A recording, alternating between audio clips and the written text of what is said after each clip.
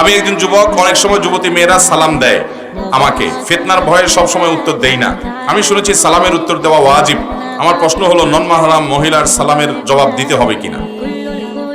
ভাইরা আমার, নন মাহরাম মহিলা যদি সালাম দেয় এবং সেই সালামের উত্তর নিলে যদি ফিতনায় পড়বেন মনে হয়, যেমন ফেসবুকে ইনবক্সে কোনো মেয়ে আসসালামু আলাইকুম বলছে, আপনি যদি মনে করেন যে এখন রিপ্লাইতে ওয়ালাইকুম আসসালাম যদি দেই, এরপরে আলাপ শুরু হবে বাড়ি কই কি খাইছেন, আস্তে আস্তে অনেক গলিগলিতে নিয়ে যাবে, আপনাকে ফিতনায় পড়ার ভয় আছে, তাহলে এটা ইগনোর করবেন। ওই সালামের জবাব দেওয়া আপনার জন্য আবশ্যক হবে।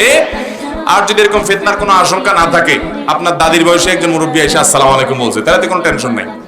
তাইলে আপনি অবশ্যই সেখানে কি দিবেন? জবাব। এক কথায়, দাদির বয়সে হইতে পারবেন কোনো কথা না, এটা শুধু উপমা স্বরূপ বললাম আমি। কোনো মেয়ে যদি আপনাকে সালাম দেয় এবং সালামের জবাব নেওয়াতে যদি কোনো ফিতনায় পতিত হওয়ার আশঙ্কা না থাকে, তাহলে ইনশাআল্লাহ আপনি সালামের জবাব নিতে পারেন।